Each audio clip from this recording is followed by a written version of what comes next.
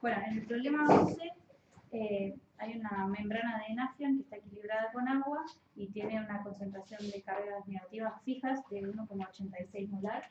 O sea que el parámetro X es 1,86 molar.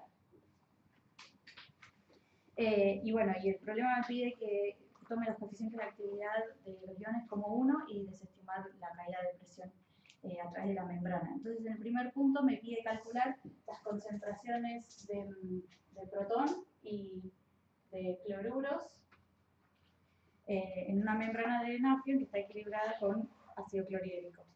Y la concentración de ese ácido clorhídrico es 10 a la menos 3 molar. En la primera parte, ¿no? Porque ahí después vamos a analizar, hay 3 puntos distintos para 3 distintas concentraciones. Entonces, lo primero que me pide, bueno, es calcular estas concentraciones. Por electroneutralidad, nosotros sabemos que la concentración de las cargas positivas tiene que ser igual a la concentración de las cargas negativas en la membrana. Estas son las fijas y estas son las que van a pasar a través.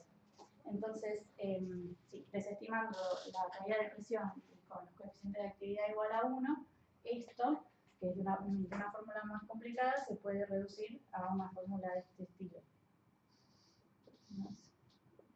X al cuadrado sobre 4 más la concentración del cuadrado, todo esto a lo medio. Esta es la concentración de la solución con la que está en equilibrio la membrana. Entonces, yo conozco esto y conozco esto, entonces puedo despejar esto, y al conocer esto, bueno, despejo la otra. A mí me dio que la concentración de protones es 1,86 molar, justamente, porque digamos, como que esta no aporta demasiado, claro, es despreciable. Entonces la concentración de los iones, del ion negativo, del coion, es 0. Pero perdón, eso, para 10 a la menos 3 molar. Sí, para 10 a la menos 3 molar. Después me piden que repita el cálculo, pero cuando la concentración de la solución de ácido clorhídrico... Sí, yo debo confesar que ahí me confundí, porque yo había corregido esas concentraciones, las había subido. Claro, porque esta termina siendo lo mismo que... Sí. En realidad yo al final, después no sé, no la grabé y me quedó la original. Claro. En realidad esto tiene sentido hacerlo con una concentración más baja que X, por ejemplo 10 a la menos 3 o 5 por 10 a la menos 5, y una molar, una del orden de X y otra mayor que X, 6 molar. Claro. Pero salteate esta porque va a dar lo mismo. Este es lo mismo. Y da los resultados para 1 molar. Cuando la membrana está en equilibrio con clorhídrico 1 molar,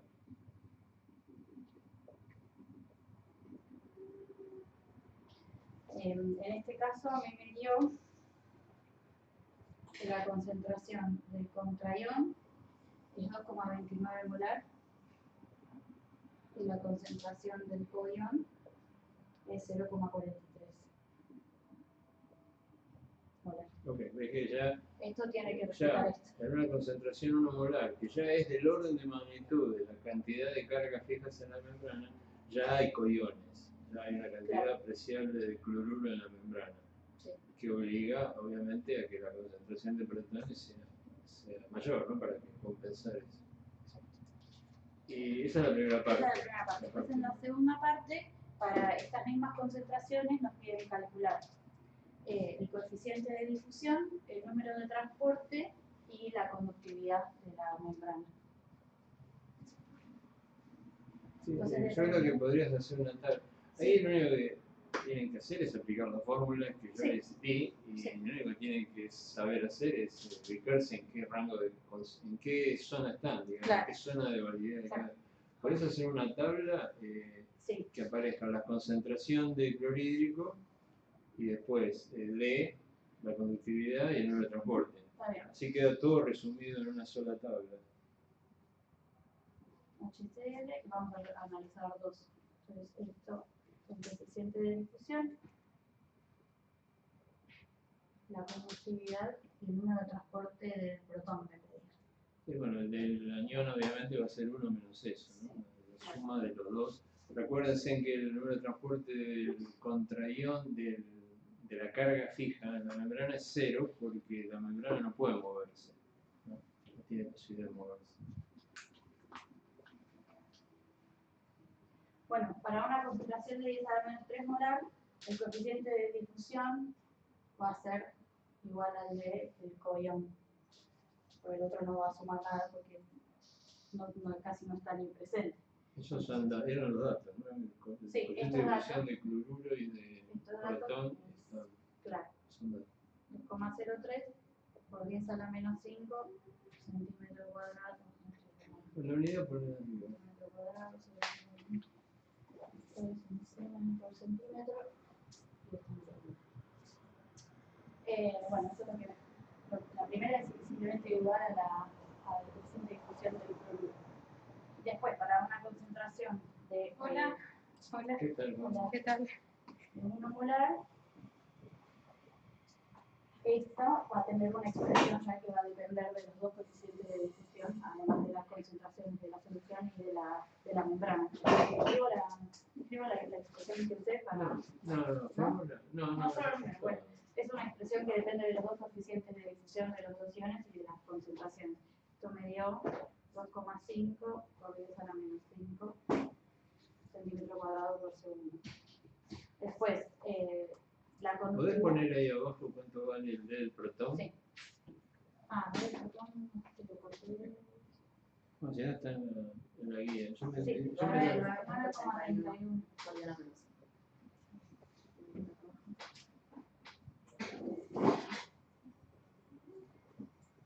O sea, fíjense que en 1 molar, a pesar de que hay una cantidad ya significante de cloruro, ¿no?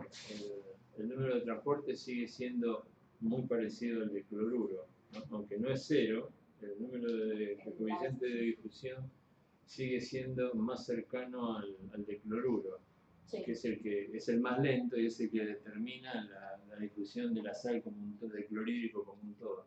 Claro. Bueno, después la conductividad para el primer caso me dio 0,65 siemens por centímetro y el número de transporte obviamente me dio 1 para el protón porque es el que No hay coiones, ¿no? Claro. Y después para el tercer caso, para 1 molar, esto me dio 0,88 y esto me dio 0,94. O sea que la conductividad aumenta al tener más concentración, que me parece razonable, y bueno, ahora se reparten un poquito más el transporte. Sí. Pero digamos que si uno hiciera un gráfico, si vos hicieras un gráfico de la conductividad en la membrana en función de la concentración de clorhídrico, ¿cómo esperarías que diera? Es decir, vamos a empezar una cosa. Suponete que vos tenés que graficar la conductividad en la membrana en función del logaritmo de la concentración de clorhídrico entre 10 a la menos 3 menos 2, menos 1, 0 y ponele 10 molar. Decir algo. ¿Qué forma quedaría? Ya tenés 2 puntos ahí, ¿no? Debería aumentar, pero después se satura y Tenés el punto de 10 a la menos 3 que vale 0,65 y el punto de 1 molar, o sea el 0, que vale 0,88.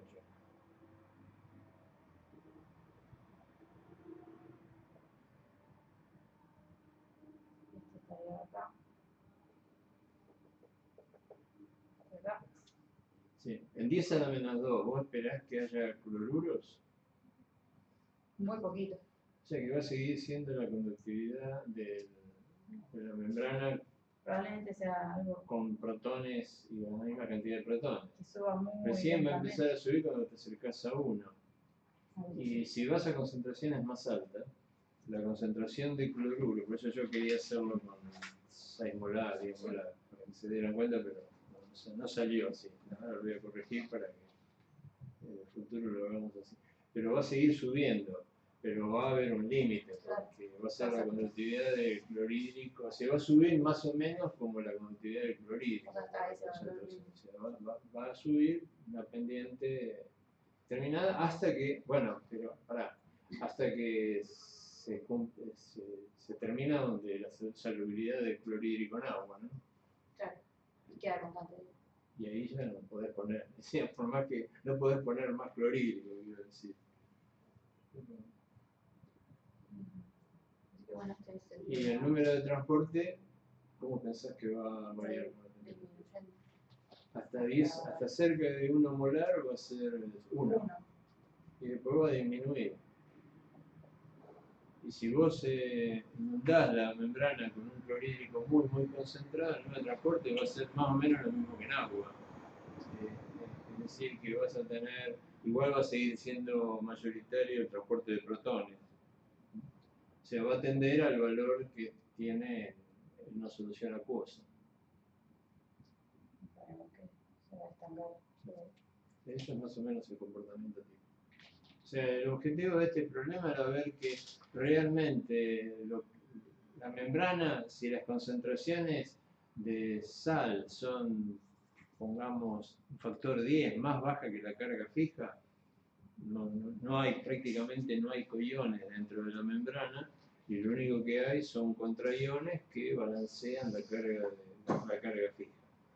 Toda la cosa rara empieza a aparecer, variaciones empieza a aparecer cuando la cantidad de coiones empieza a ser importante. Bueno, listo. Ahora sí por ahí podemos seguir con el orden de los problemas. Yo tendría que conectar. El problema 1 lo hizo la autora Costa, que no sé si está conectado. No. ¿No está? Bueno, él me mandó, ese problema era muy sencillo, yo creo que todos lo han hecho, ¿no? Y si no, mientras yo conecto la impresora, tienen tiempo de hacer la cuenta, porque son 2 cuentitas de morondanga, lo pueden hacer en 5 minutos. No voy a tardar yo en abrir lo que me mandó la autora. Yo después me miro la clase. Chao. Bueno, Gracias. chao.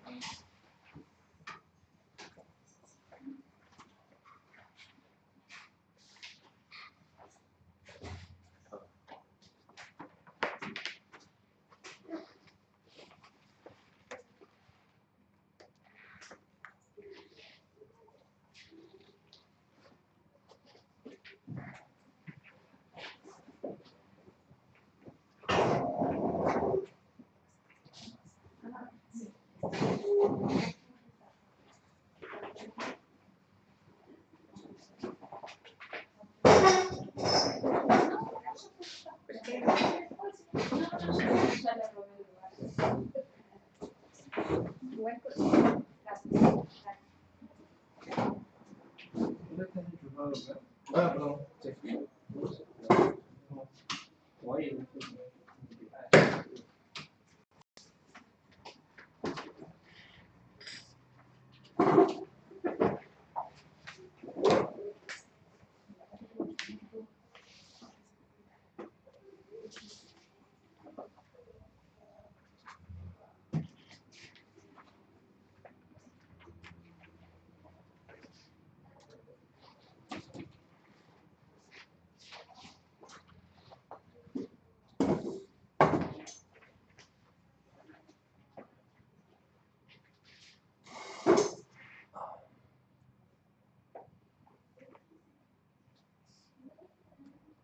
Seguro es docente, ya por lo bien que escriben en el pizarrón, porque está súper clarito, re bien aprovechado el espacio.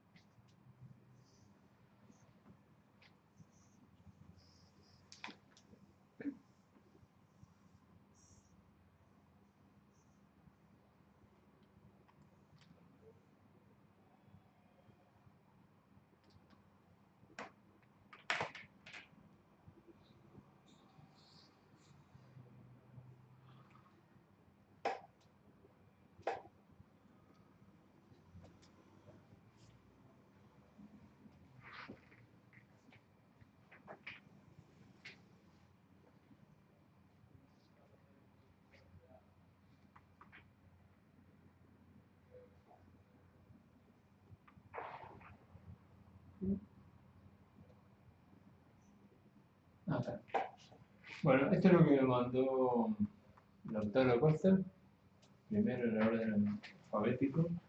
Ustedes tenían una tabla ahí con valores de... Bueno, voy a prestar un poquito. Con valores de densidad de energía y densidad de madera, carbón, petróleo y propano. El problema pedía indicar cuál es la relación de volumen ahorrado al almacenar la misma cantidad de energía como carbón vegetal en lugar de madera. Entonces, bueno, el volumen de combustible necesario para producir una determinada cantidad de energía sale de la definición de densidad de energía, ¿no? Como energía almacenada por unidad de masa. Si uno lo quiere pasar a volumen, lo que tiene que hacer es transformar esa masa en densidad. Entonces le queda que el volumen, o sea, la energía, la densidad de energía másica es energía por unidad de masa. O bien energía sobre volumen por densidad. ¿Está bien? Entonces, para la misma cantidad de energía, la relación de volumen va a ser la relación dejando el volumen de acá, es energía sobre densidad de energía másica por densidad.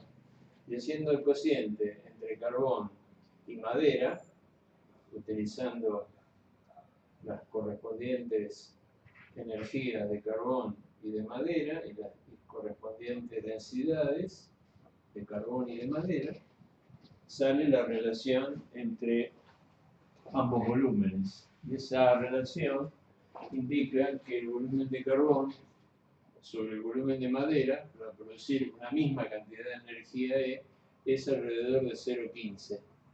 ¿Okay? Es decir, que usando carbón en lugar de madera, uno ahorra el 85% de volumen. El 15% del volumen del carbón se necesita para producir la misma cantidad de energía que con un dado volumen de madera. Es un problema muy fácil. La misma cuenta ustedes podrían hacerla usando petróleo como combustible. Fíjense que el petróleo tiene una densidad de energía todavía mayor que la del carbón. 2,93 carbón, 4,12 el petróleo.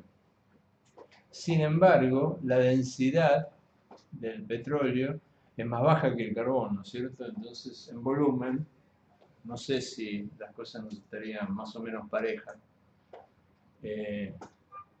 Y algo parecido va a pasar con el propano. Eso lo pueden hacer como adicional. Bueno, este es un problema muy simple. Era simplemente para tener una idea de cambios de volumen según el combustible que se utilice. El problema 2, que según lo que me mandaron, ¿están todos en la lista de WhatsApp? Sí. Va, yo intenté que Pregunto estén porque todos. sí, en los emails. Porque hubo alguna confusión, ¿no? Creo que Ocampo había hecho el problema 8 y en realidad le tocaba el 9. Pero bueno, a vos te había tocado el 2. No, Gerardo dice que no, al revés. Bueno, lo que pasa es que faltaba Bilbao en la lista. Sí, igual en la...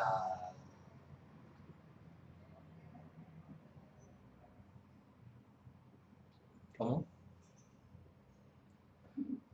O sea, yo también pregunté por qué no se habían puesto de acuerdo y dos habían hecho el mismo problema. Y la respuesta fue, de alguien que me respondió, fue que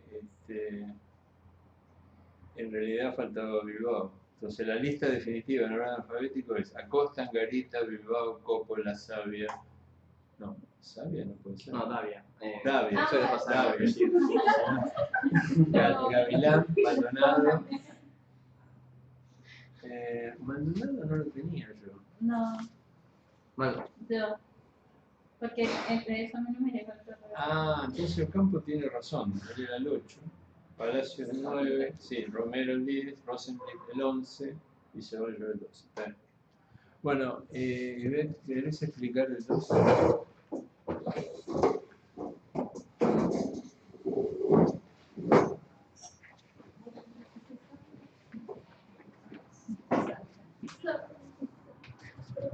No, igual pasa siempre, porque el autocorrector te cambia tarea.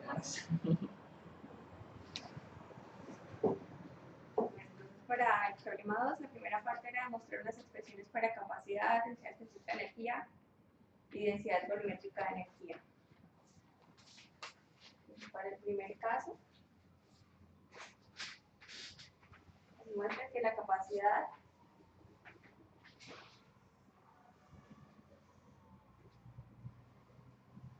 queda 96.5 por 10 a la 6. N sobre M.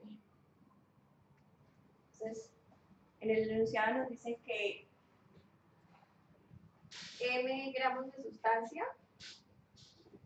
producen NF coulombs.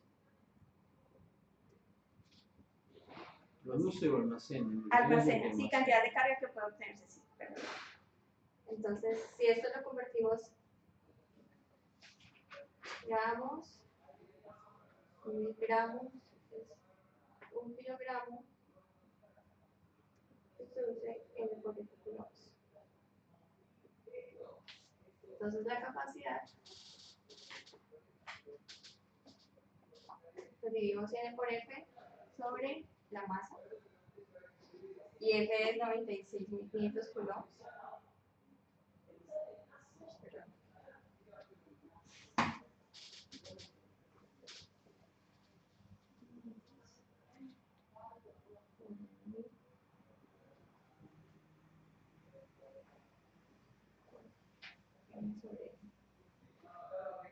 Y eso nos da 96.5 N sobre M, las coulombs por kilogramo. ¿Sí?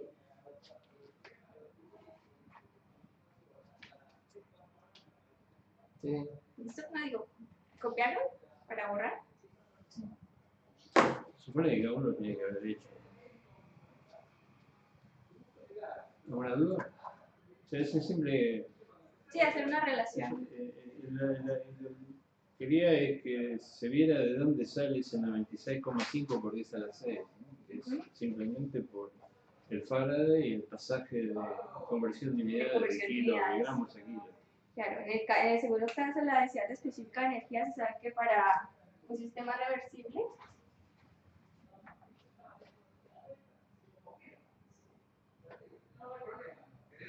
la cantidad de energía que se puede obtener es la energía libre de Gibbs. Entonces, haciendo la misma relación. Perdón, la ecuación de energía tiene un signo menos, ¿no? Ah, sí. Perfecto. ¿Cómo era entonces?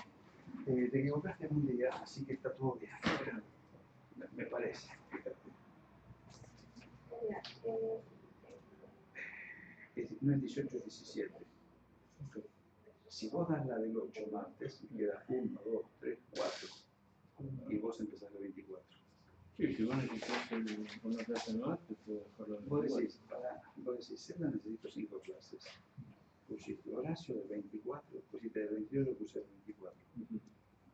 1, 2, 3, 4, y podés tomar, bueno, la del 7, recorrer eso. Yo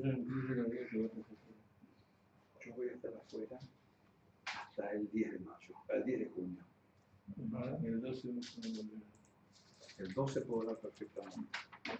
El 12 es un martes, porque yo tengo una reunión. Perdón, interrumpa. Gerardo, sí, estamos grabando la clase y no se puede ver mejor porque tenemos mal internet. Así que se va a ver el video. ¿escribo más grande? No tiene que ver, no, yo me fijé y los píxeles son así. Bueno,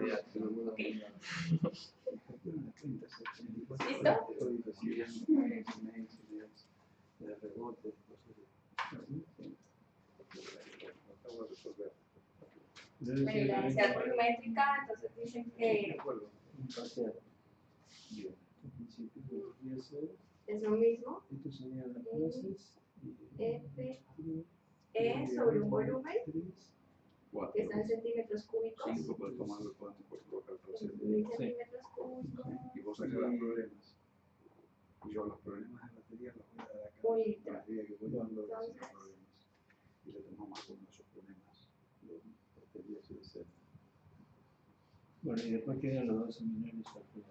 Quedan los seminarios y quedan clases, quedan estas clases. Sí, quedan 4 clases para Completar. completar los temas que faltan. Sería algo de supercapacitores, Unidades del flujo. Sí. celdas de flujo. Sí. Sí, Bueno. ¿Listo? Vos completás después con los problemas de batería. sí. Porque estos en realidad son. Estaban del año pasado. Básicamente es tener en cuenta que la masa, en el caso de la masa o en el caso del volumen, cada 2 gramos o centímetros cúbicos, entonces hay que hacerle conversión de unidades para que quede sobre litro o kilogramo. Y así sacan el factor de la 26,5 porque es a la 6. Queda claro, perdón, que eso estamos usando ahí el potencial de equilibrio, ¿no? Ese es el mayor potencial que puede tener una celda de combustible o una batería. Obviamente ese potencial no va a ser el real, porque cuando una batería o una celda están funcionando, porque estamos sacando corriente, el potencial no es el de equilibrio, es menor. O sea que eso es una cota superior, pero es la que se usa, porque es la única que tiene valor fijo. Después, cuando uno le está sacando corriente a un dispositivo electroquímico, como una batería o una celda, el potencial es menor. ¿Cuánto menor? Dependerá cuánta corriente que se le saque y cuáles son los sobrepotenciales de ese dispositivo particular. O sea, la única forma de definir una densidad de energía es tomando el potencial máximo, el equilibrio, ¿correcto? Se tiene que tener en cuenta que esta es una cota máxima, que en realidad es inalcanzable desde el punto de vista práctico.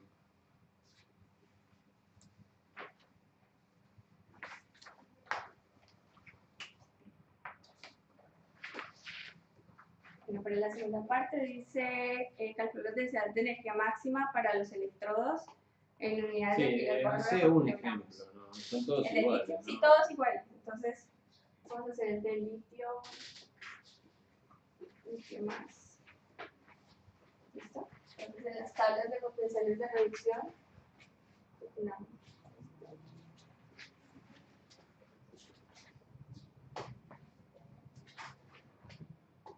El peso molecular del litio es. Perdón, Ivette, ¿Sí? vos tenés un error ahí en el potencial. Los potenciales que se utilizan como potenciales redox son los potenciales de reducción. El potencial de reducción del litio más, Sí. o sea, de litio más a litio cero, en realidad escrito siempre se escribe como reducción, ¿no? Es negativo, es decir, el litio es el metal con mayor tendencia a oxidarse, o sea que tiene potencial de reducción más negativo, es menos. Es menos eso. Y no es 3,5, creo que es 3,05, pero bueno, depende de la tabla. Ah, perdón, es 305, es verdad. Pero además es negativo, quiero decir, el signo tiene importancia porque da una idea de cuánta es la tendencia a reducirse de la cúpula.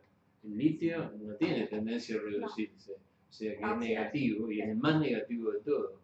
Es el que está en el si ustedes miran todas las cúpulas redox, lo que está en el extremo más negativo es ese. Y por otro lado, la que tiene más tendencia a oxidarse es la del fluoruro. El fluoruro 2, ¿tenés el valor ahí? Era sí, más Es 2,87. más Más 2,87. Más 2,87. Este programa se calcula la densidad de energía. Sí. Hay un tema que estábamos discutiendo, perdón que te interrumpa, Para eso estamos.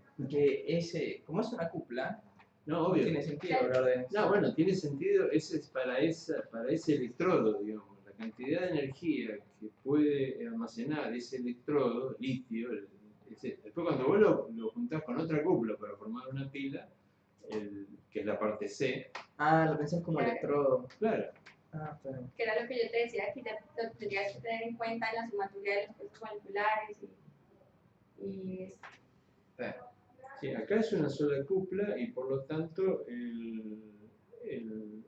digamos, si uno quiere saber a qué masa tengo que adjudicarle esa energía, es a la masa del litio, ¿no? Suponiendo que vos tenés 1 kilo de litio, digamos. Que en realidad tampoco es así, porque también tenés que sumar el electrolito. Pero bueno, se supone que en general el electrolito es despreciable frente a la masa de las especies que se oxidan y se reducen. Justamente lo que uno trata de minimizar es la masa del elemento que no cambia, digamos. Entonces el electrolito en una batería de litio-ion, por ejemplo, el peso del electrolito es mínimo. La mayor parte del peso es el litio. Pero además, bueno, después hay que tener en cuenta que, por ejemplo, en una batería real, el litio no está metálico, está metido dentro de una matriz de grafito. Entonces, en realidad, el peso que va ahí es el peso del electrodo real. Pero es como que hay que analizar bien caso por caso. Claro, pero eso te da una idea a grosso para modo, comparar cuplas, claro, de cuál cupla es más energética. Y ahí, si vos podés poner los valores de las 5 cuplas en una lista. Eso es lo importante, ¿no? Comparar. La pongo así, bueno. Es más que nada como hacer el cociente entre el potencial, digamos, de reducción y la masa y ver cuál especie que se reduce. ¿Cuál es el mayor? Para ir comparando. Y ahí queda claro que el litio de las especies que se oxidan es el más grande, por lejos. Y por otro lado, en el otro extremo, las especies que se oxidan que se reducen, perdón, el fluoruro es el más grande. Entonces una cupla entre litio y fluoruro es la que tendría el mayor potencial si fuera una celda que funcionara cinéticamente bien, digamos. Después, que funcione o no es otra cosa, pero como potencial es el más grande.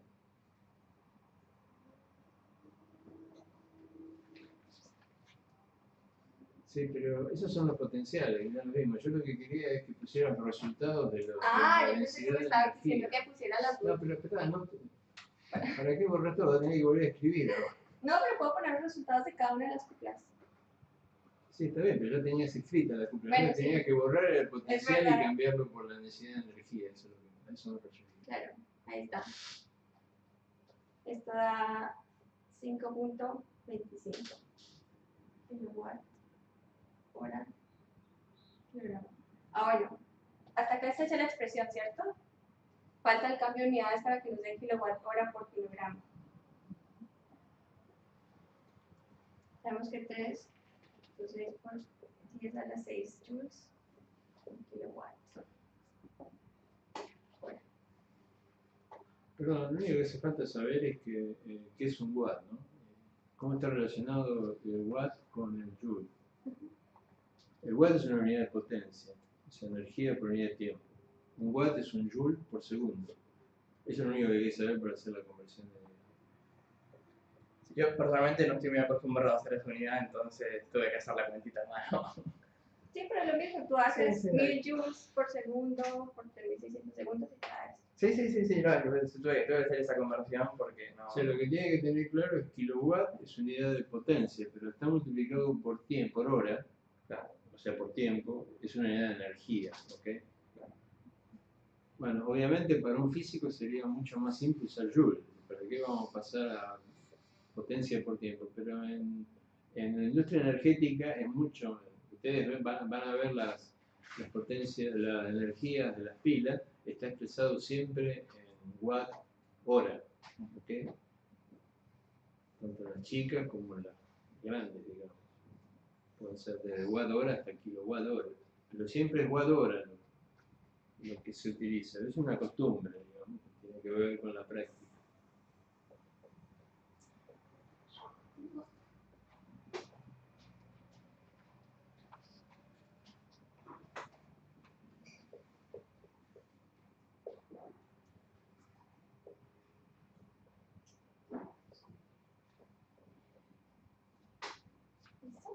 Bueno, ahí está, se ve claramente.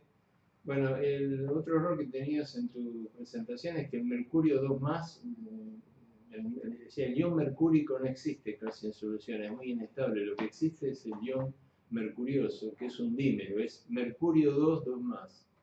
Ahí en la hoja lo dice claramente, es mercurio 2, 2+, o sea que en realidad es mercurio mercurioso, pasa que el mercurio mercurioso es un dímero. ¿Okay? El mercurio 2, 2 más. O sea, el estado de oxidación del mercurio es más 1. El potencial del mercúrico, que también está en tabla, es distinto, no es 0,779 y 0,80 y pico. Pero no confundas eso con el mercúrico, eso es mercurioso. O sea, agregale el 2, por favor.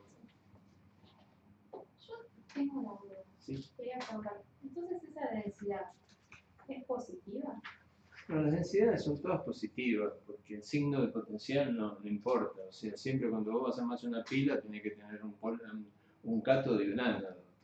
Desde el punto de vista de la densidad de energía, el signo no interesa. O sea, No, por eso, pues como cuando elegís una cupla, el potencial ahí sí tiene signo. Con la batería siempre el potencial lo vas a escribir positivo porque sí, claro. pero en la cupla te puede dar negativo y dar lugar a... En la cupla Cuando es positivo o negativo el potencial. Claro, pero por la eso, densidad de para el módulo. energía hay que poner módulo porque no interesa si es negativo. Si está formando parte del ánodo o del cátodo. Se tomaría como positiva, digamos. Claro. Ah, está bien eso. Sí.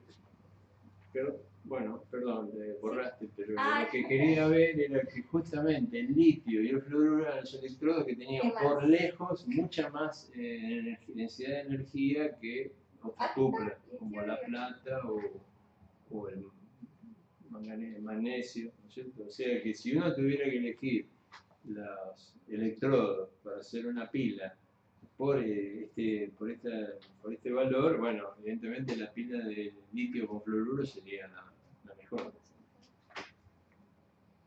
Desde el punto de vista termodinámico. Después, desde el punto de vista cinético, a lo mejor la pila no funciona, se pasiva. Bueno, y falta un punto, ¿no? Que es, ahora sí, considerar la pila. Ahora sí, con la pila. Eran 2 pilas.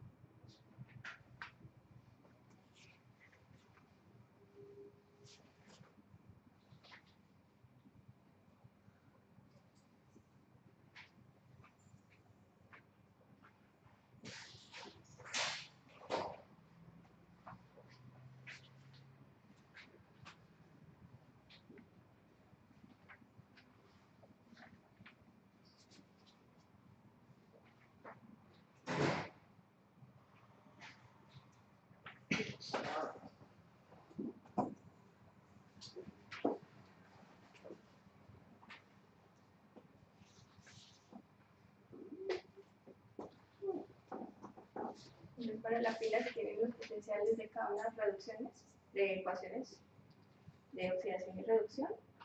Y la M va a ser la suma de los pesos moleculares.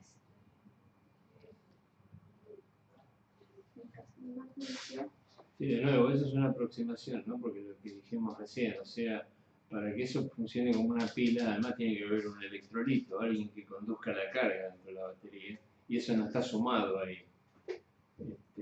Eso estaría, digamos, esto sería la pila si esto funcionara directamente con fluoro gaseoso y litio sólido. Eso evidentemente no es posible. Pero...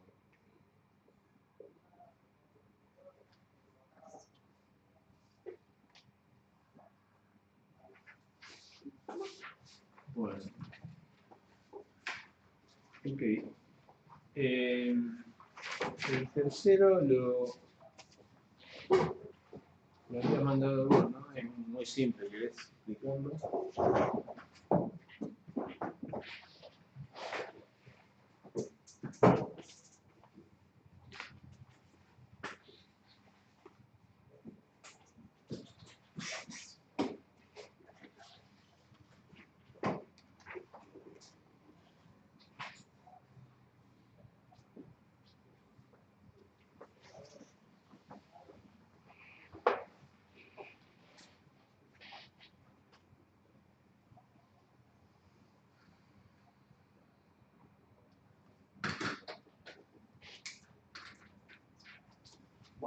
tercero. Si yo tenía una celda de combustible.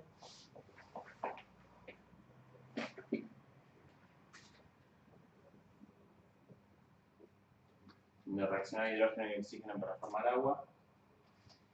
Y pedía cuánto era el potencial teórico de la celda. Ahora como dato el delta G de la reacción.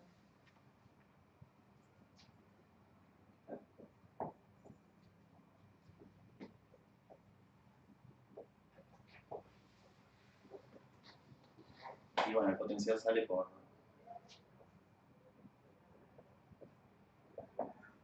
esta relación. Así que de ahí se despeja.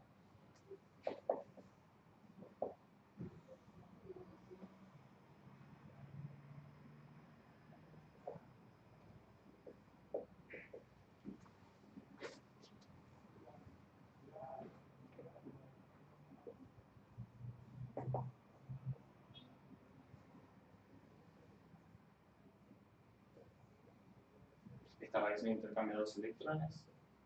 Bueno, no queda claro por qué intercambia dos electrones. Para eso tendría que escribir las reacciones que ocurren en cada electrodo. Aunque no hemos visto celdas de combustible, pero uno sabe que en una celda de combustible se consume hidrógeno y oxígeno, ¿no? Entonces es bastante claro cuáles son las reacciones que ocurren. El hidrógeno se oxida a protón.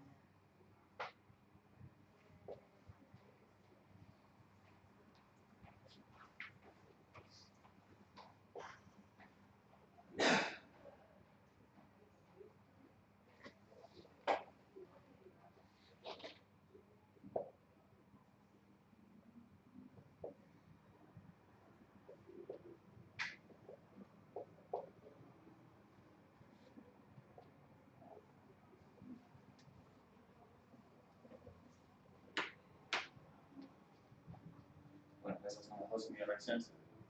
Claramente son dos electrones.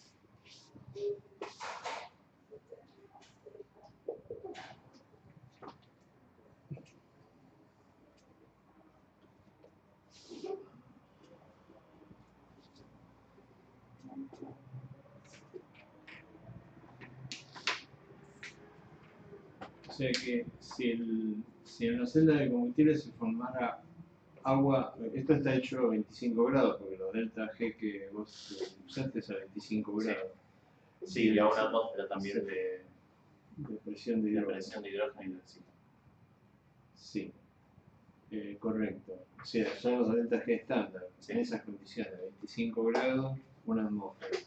Pero el agua gaseosa a 25 grados, o sea, eso no sería el potencial en realidad práctico, porque seguramente a 25 grados el agua se forma como líquida, ¿no?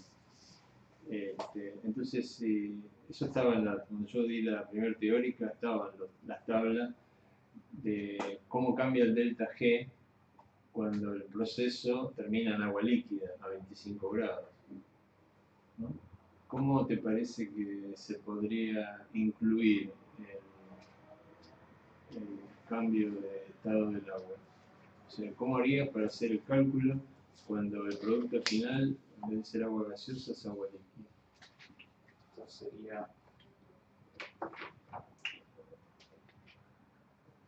el líquido ahí. Y esto, digamos, sería más. No, en realidad el delta G es para ese proceso, el que yo te digo, o sea, el delta G gaseoso. Pero vos tenés que ingeniártela para calcular el delta G de un proceso que sea el mismo llevándolo a agua líquida. O sea, tenés que hacer un ciclo termodinámico, en una palabra. La pregunta es cuál es el ciclo termodinámico que armarías para calcular el delta G con agua líquida como producto final. Podrías poner como la reacción que tenés como dato, como paso intermedio y después, digamos, la condensación del agua.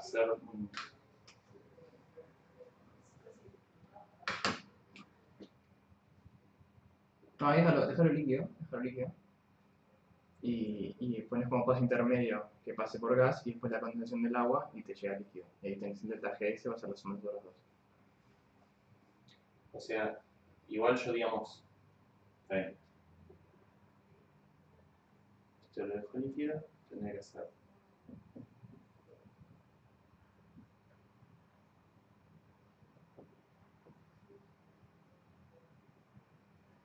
Ah, vos lo llegas a sumar, perdón, entonces sí, se llama como. Claro, eso, yo estoy acostumbrado al diagrama de las flechitas que unen las cosas. Pues. Cada uno lo hace como. Bueno, Bueno.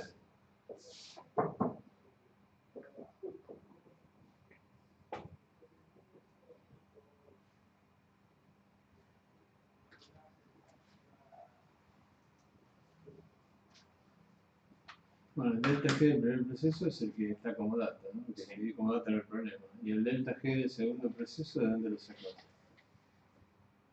y el delta G sería. ¿Qué proceso es ese?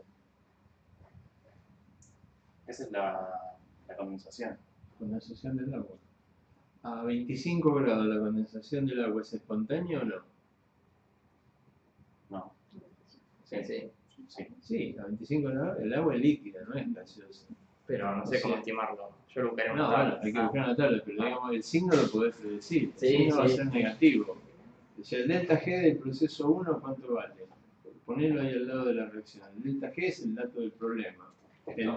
La primera reacción, ¿no? Delta G de ese paso es negativo. Sí. O sea, el proceso de formación de agua también es espontáneo a 25 grados. Y el delta G de este va a ser negativo. O sea que el delta G del proceso de formación del agua líquida, a partir de hidrógeno y oxígeno, va a ser todavía más negativo. Entonces, ¿cómo va a ser el potencial de la celda de combustible si en lugar de formarse agua gaseosa se forma agua líquida? Va a ser mayor. Va a ser un poco más grande. En realidad es 1,20 y pico, 22. Pero eso por la diferencia de delta G entre el agua, la formación de agua líquida y la formación de agua gaseosa. Si ustedes se fijan en la primera teórica, yo les di una tabla donde estaban los potenciales de distintas reacciones, entre ellas la de formación de agua, y ahí está el potencial considerando que lo que se forma es agua líquida a 25 grados, que es lo más... Bueno. Ahora, el delta H también lo di para esa reacción. ¿Cuánto valía?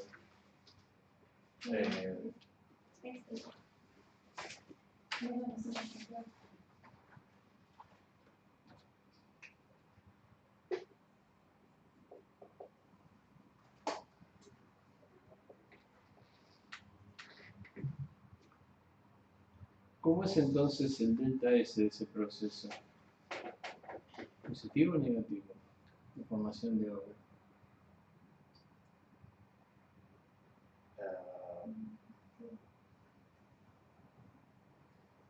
Negativo. ¿Por qué? ¿Qué relación? Menos T por delta S. Menos T por delta S tiene que ser menos por menos más. Entonces. Es negativo, es razonable, ¿no? Estamos pasando de dos moléculas de hidrógeno, perdón, una molécula de hidrógeno más media molécula, si lo quieren, dos de hidrógeno más una de oxígeno que forman dos de agua. O sea, el sistema se está ordenando. Y más todavía si en vez de pasar agua gaseosa pasa agua líquida, porque la entropía del líquido es menor que la entropía del gas. Tenés que sumar la entropía de cambio de estado, que obviamente es negativa también. Entonces, en este caso, ¿qué te daría más energía? ¿Quemar el hidrógeno con el oxígeno directamente o usarlo en una celda de combustible? Energía libre siempre me da. La energía. En un caso te da energía eléctrica, en otro caso te da energía calórica. Pero los dos son energía. O sea, si yo lo quemo, ¿cuánta energía me da por mol de agua producido? Si produce agua líquida. No, supongamos que produzca agua gaseosa. Tenemos el dato ya. No tenemos La misma energía. ¿Cuál? El delta G. Cuando vos quemás algo, la energía que vos sacás es el delta H, no es el delta G. Y cuando lo haces en una celda electroquímica es que sacás el delta G. Entonces, cuando vos lo quemás, el hidrógeno y el oxígeno, a 25 grados, suponiendo, ¿no? Y se te forme agua gaseosa, hipotéticamente, estarías obteniendo 242 kilojoules por cada mol de agua que se forma. En cambio, cuando lo haces a través de una celda electroquímica, obtenés menos 228. ¿Tá? O sea que el rendimiento, es lo que llamamos rendimiento en la teórica, si se fijan, es el cociente entre el delta H y el delta G. En este caso es menor que 1 porque el delta H es menor módulo, ¿no?, que el delta G. Pero hay reacciones en donde hay en la tabla de la teórica 1 y un ejemplo, en donde el delta S es positivo. Creo que era la reacción del monóxido para formar un hidrocarbónico. Y ahí hacer el proceso electroquímicamente genera más energía que hacerlo térmicamente. O sea, todo depende de cómo sea el delta S. ¿Okay? Si es positivo o negativo. En el caso de las celdas de combustible con hidrógeno y oxígeno, siempre va a ser preferible quemarlo en principio. Después hay otro aspecto, que es cuál es la eficiencia del proceso de quemarlo, ¿no? Pero teóricamente, si yo pudiera aprovechar el 100% de la energía térmica, tendría más energía que si lo hiciera transformando el delta G en trabajo eléctrico. El problema es que la realidad es que el proceso de quemar hidrógeno y oxígeno en una máquina térmica tiene una eficiencia más chica, como una máquina térmica, que quemarlo en una celda de combustible. Eso lo vamos a ver con más detalle cuando veamos la celda. Pero bueno. El problema 4 que tenía Rosana, ¿no?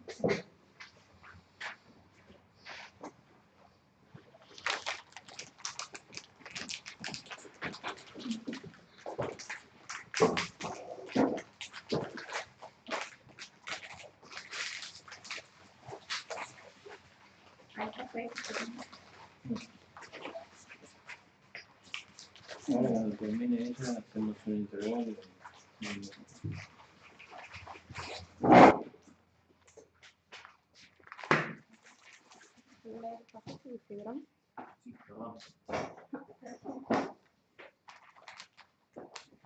Bueno, el turno 4 se trataba de que, suponiendo que no era válido el principio de neutralidad, se tenía una solución de cloruro de sodio donde había un exceso de 10 a la menos 2 moles de iones sodio.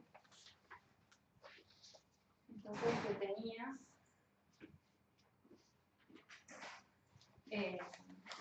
debido a la repulsión electrostática, las cargas se van a ubicar en la superficie de la esfera, ¿no?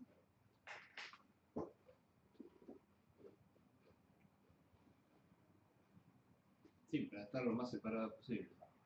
Sí. Sí. Y eso también se da cuando uno, por ejemplo, tiene una esfera metálica y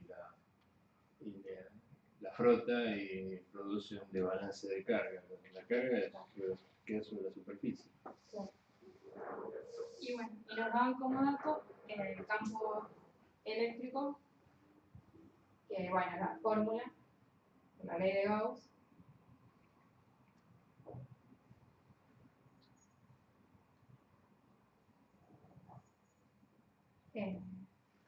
venía por esto, ¿no?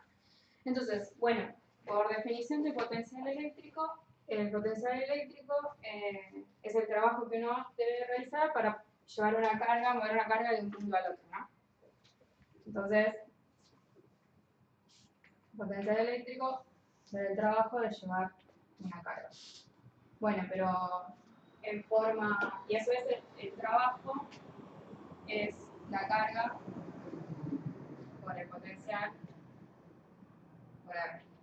Bueno, pero en forma diferencial de trabajo será igual a la carga por E por diferencial de R. Y bueno, y si escribimos el potencial en forma diferencial y utilizando esto, lo que habíamos escrito, la diferencial de trabajo, diferencial de trabajo que acá, tenemos que diferencial de potencial daría diferencial de trabajo sobre carga, pero bueno, eso es carga sobre carga, por E, por diferencial. Integrando, obtendríamos la fórmula para el potencial, la expresión para el potencial. Donde el potencial sería como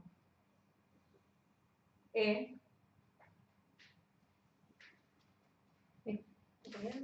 Me comí algo. Me comí una R acá. No, nada más detalle. R. Pero a su vez, E sabíamos que era esto.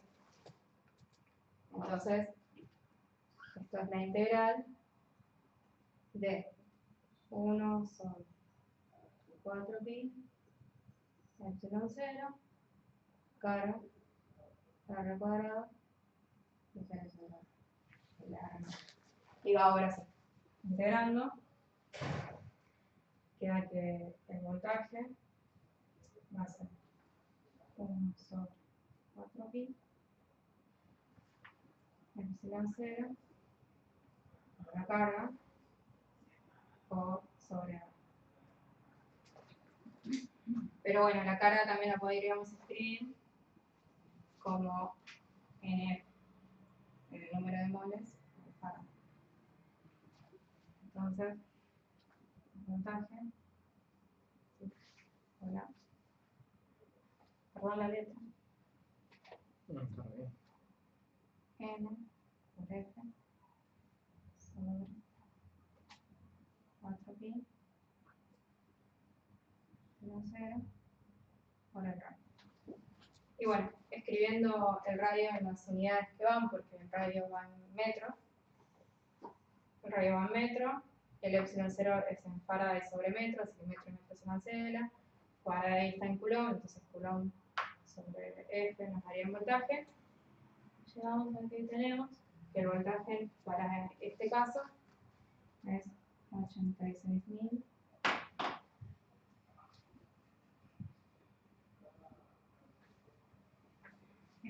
800.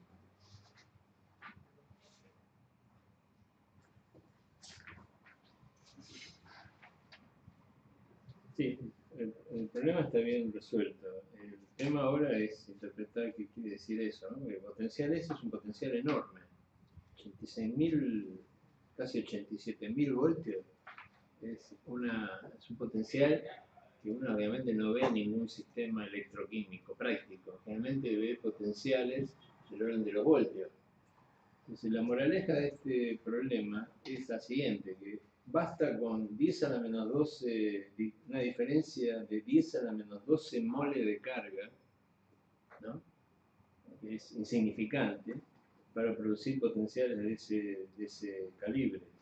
Quiere decir que cuando uno tiene, por ejemplo, una interfaz metal-solución, donde el potencial es del orden de 1 voltio, la diferencia en el número de... la diferencia en la estequiometría de carga es del orden de 10 a la menos 15, 10 a la menos 16 moles. O sea, basta con una diferencia de electroneutralidad tan chica como 10 a la menos 15, 10 a la menos 16 moles para producir potenciales del orden de los voltios. ¿Okay? No hace falta que haya una diferencia de 1 mol, o ni siquiera 10 a la menos 6 moles. Hace falta 10 a la menos 15 moles. Con 10 a la menos 15 moles uno puede explicar diferencias de potencial del orden de 1 voltio en una interfaz. ¿Correcto? Lo calculamos para una esfera, porque para una esfera hay una expresión bastante simple para el potencial, entonces uno puede hacer cálculo. ¿Qué pasaría si la esfera en vez de ser de 1 centímetro fuera de un nanómetro? Sería enorme, porque esa misma carga estaría concentrada en una esfera mucho menor. Entonces, también eso indica que cualquier fenómeno de superficie en un nanosistema, en un sistema formado por nanopartículas, sería también exacerbado, ¿no? O sea, necesitaríamos mucho menos densidad de diferencias de igualdad de cargas para producir potenciales del orden de los voltios.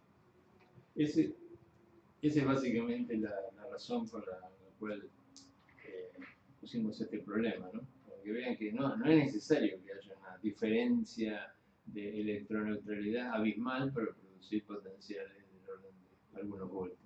Al contrario, son minúsculas. Muy bien. Vamos a tomar un café, hacer un breve descanso y después, ¿quién sigue? ¿Vos? ¿Lograste resolver? ¿Cómo? ¿Lograste resolverlo? Sí, ¿el 5? Sí. Sí, sí, sí. Muy Me bien. costó entender que eran las letras.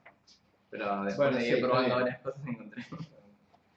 No, porque ese problema tiene una pequeña trampa. Si no te das cuenta de una condición de contorno, que supongo que te debe haber dado cuenta o la debes resuelto de alguna manera equivalente, no sale. Pero ahora enseguida nos contás. Yo tengo una duda. M es la masa molar, ¿no? ¿En dónde? En ese problema. MK. Sí. M O M sub K. Y Rho la densidad. Y Rho es la densidad. Exacto. No sé, condición de contorno, pero bueno. Bueno, yo la llamo condición de contorno. No, puede ser, pero tal vez me equivoqué. No, que tal vez me equivoqué. Tal vez le hice mal. No, bueno, pero llegaste a los resultados de forma lógica, está bien. Porque no importa si la suma de fotos no van a ser exactas, por eso la sumatoria va a ser. No sé si lo has dicho. Que sería así. Que sería así. Sí, en este ejercicio hay un ítem de Pero el que hace el sentido más supongo que quedaron de uno. Si Sí, es la densidad de corriente, no aplica. El problema de Acá escribí como los sumatorios. Ah, no me di cuenta, ni yo recién creo que lo has hecho por ¿Qué lo es de la eso? electronegatividad. Ni siquiera la versión no está, se ve que mandé una versión donde borré algo. Igual a la velocidad total. Qué bueno. Y Ah, por eso se cancelan las No tiene fotos. nada que ver. no, yo no. Bueno, pero por eso te decía, puedes formas de resolverlo. Ah, puede ser.